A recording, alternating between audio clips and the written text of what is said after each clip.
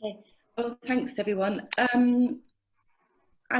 It's quite nice that the Welton was talking about social closure, because I'm talking about the other end of the mind, sort of life exploration. And I'm involved in a Horizon 2020 project that is focusing on socially and environmentally acceptable sort of technologies for exploration within Europe. And part of this is to try and influence mining in Europe so that it can be seen as not so evil, and critical raw materials that we're increasingly dependent on can be sourced closer to home rather than having to depend on cobalt sort of in the DRC and so on, and sort of China and places. So that's a brief background to the project. My colleague Marco Cormac, I think, is presenting. I think it might be this afternoon, but certainly sort of over the course of the conference, and he'll be talking more about actually the impact project from a geologist perspective. I'm not a geologist or a geoscientist. I'm very much a social scientist who seems to hang out a lot with sort of geos at the moment. So let me start. The presentation I'm going to give, it draws on a lot of projects that I have been involved in or have been told about. It is completely fictitious, and any resemblance that any of you might see to a project that you've had some involvement in is incidental. It's completely fictitious. So I'm going to tell you a story, and the story will be familiar to a lot of geologists in the room, I'm sure, or online, I'm sure. Mines and Money last year, well no, 5 years ago, a mining engineer and a resource geologist, they have a conversation. They're talking about an asset they know of somewhere in southeastern Europe. It's an accession state. It was a gold and copper mine, but they're pretty sure, looking at the quartz, you know, there's some cobalt in there. And they think they have a plan. So they have a project idea. They know the area, they come up with a name, they're going to call it Golcolba. It's an area that has a lot of really interesting history. There are archaeological sort of remains of mine workings dating back over 1,000 years. It was used for ordnance and exercises, so there's sort of potential sort of old military ordnance in the land. There's the history of artisanal mining in the area, European artisanal mining. There are Roman mine workings. There are still some adits, and here you can see a bit of quartz with some of the gold in it, and there's some cobalt hiding in there as well. I'm reliably informed. In terms of what's happened to the area post sort of the mining, because it used to be sort of state mining there up until probably the early 80s, and then it all stopped. And then you sort of the legacy issues. You've got some nice brown water there, sort of from the copper mining that went on.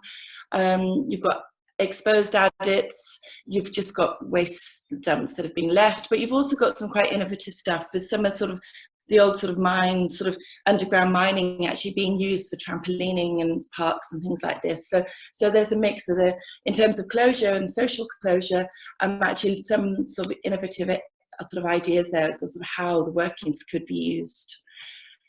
What's happening with the area now? There's forestry in the area, there's tourism in the area. It's actually beautiful. You know, this is a pit here in one of these photographs that is now flooded. Sort of some of the Soviet state sort of activity that went on, and there's hiking in the area. There's refuges where you can hike to. You know, there's farming, there's agriculture. So their understanding of the area, I just want to really take a step back now and just sort of go through what is, to my understanding, a standard mine development process. You have the idea, you have that conversation at Mines and Money. They carry out some topographic studies, and they do some remote sensing of the area so to get a better lie of the land. They go to the area, they meet with the regulatory bodies, get permission to explore, you get the results, and the path follows on. And at some point in there is an EIA carried out, because it's an accession country, that EIA is carried out in line with EU legislation, leads to a feasibility study, blah, blah, blah, up until approvals. That is like the foreseen process. However, that is not what happens. The local people are cast as NIMBYs. They're seen as being very uncooperative and not wanting this project to be restarted, not wanting things to happen. There are protests. There are posts put all over the website that's been set up by the exploration company, their Facebook. Comments are made. People are unhappy. The company itself, they're small. They're 4 guys. They're spread out. One of them is actually based in this Southeast European country. There's one in Switzerland, there's one in London, there's one in Frankfurt. They're all over, and they're a mix of people, some with money, some with geo backgrounds, some have worked with companies, but they would be classed as a junior. And traditionally in the mining sector, we see that juniors tend to be more involved in that discovery, exploration, scoping up into the PFS level. That is the domain of the junior sort of companies, and then they sell it on, hopefully, to a larger corporate sort of major entity, who then sort of take it on and develop it and sort of take it forward. But this is also where the risks are, and this technical risk, the juniors somehow are better at handling this, but that's changing because these protests are becoming more and more and more real, and in a European perspective and in a global perspective, social license, social performance, license to operate has now been acknowledged as the #1 risk. Yet there is still a lack of understanding of a project's propensity to generate harm and how that is managed from the outset from a geoscience perspective. For projects happening in most parts of the world that are non-OECD, we have the performance standards that everyone is familiar with. In Europe, these don't apply because Europe and all of the European countries most of the European countries that are aligned with the OECD, with EU regulations have become OECD countries. There are a few that haven't yet, but most of them have been acknowledged as OECD countries. And as an OECD country, it is assumed that your planning, laws, regulations, systems are sufficient to address the issues. And so things like Indigenous people are not dealt with in the same ways that they would be perhaps in southern Cameroon, or they would be in other sort of African countries or in Latin America, where you have sort of the ILO conventions and other conventions that actually ensure that there is free, prior and informed consent. So within INFACT, we've actually been looking at the EU. We have been looking at what people think, what the environmental scenarios are. We've been focusing on sort of 3 countries in particular within this research project, so Finland, Spain and Germany, but we've been looking across the whole of Europe really in terms of understanding sort of how the project's focus on 3 countries actually has messages for the wider sort of region. Here are a list of the lessons that we've understood, that we found. For me, one of the most important issues in here is the predominant lack of trust, and how talking to most people who are involved in definitely the mineral exploration and mining sector. In Europe, you're regarded as an NIMBY if you don't want to mine in your region. However, if you look at the legislation, there is no legislation really out there, legislation at an EU level or at a national level that provides sufficient protection for local people. Environmental conditions are prioritised over the social context. The only EU legislation that has a purely social focus is the Aarhus Declaration, and that is about stakeholder engagement, but it's about stakeholder engagement linked to environmental considerations. It's not about stakeholder engagement that's linked to social, cultural considerations per se. So people are left, and because people are left, people resort to protesting. We've sort of been doing quite a lot of research, and we've come up with a series of policy and practice recommendations. We've been drawing on quite a lot of sort of social techniques, looking at things like theories of change for the mining industry in Europe, which are not sort of normal, sort of standard sort of practices within the mining sector, but they are standard within international development in terms of developing programs and developing visions for change. And through the work that we've been doing, we have, going back to the mine development process, we have really identified that unless you focus on, whether you call it environmental, social governance, social performance, social license to operate, but unless you focus on these considerations from the outset, then, and unless you begin with the end in mind, so you look at you have an understanding of the socio-cultural context from the outset, you engage with all stakeholders, not just the regulatory bodies from the outset, and you look at how you contribute to shared value, how you contribute to things like local content from the outset, then you are going to continue to have the issues that you are having within Europe, and whether it's sourcing lithium from central Portugal or from Spain or cobalt from Finland, you know, you are going to have these issues, and it is going to be increasingly difficult for mining within Europe to become responsible and to become viable. So, as I said, within our workshops and within the project, we have focused on sort of looking at developing a vision for mining. And within this, we have identified certain issues that need sort of to be accepted from the outset. There have to be no-go areas, whether they are populated, protected, of natural or cultural importance.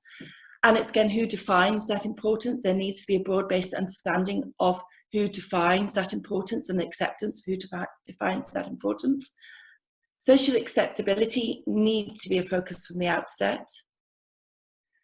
Exploration and exploitation should be combined as much as possible with recovery of legacy sites and recycling, and should be tied into either a circular economy or a donut economy, for those that you are familiar with donut economics. High-tech, innovative approaches should be prioritised. Efficiency should be prioritised from the outset. And linking of extraction needs to be tied in with downstream operations as part of a broader and strategic framework for this to be viable in a European context. So, and these are the findings from our project so far. So brilliant. Sorry, that was a rapid. I'm conscious I've got very short time, so I've sped through that. So. No, that's absolutely brilliant, Cathryn, and thank you so much for bringing it to life with those real case studies, etc., that you were showing us there. Now you have sparked many questions that are beginning to come in over the Q&A and also over the chat as well. And one of them comes from Nick, and he says, Cathryn, excellent talk. How do you get your message across to the people who lead or participate in anti-mining movements?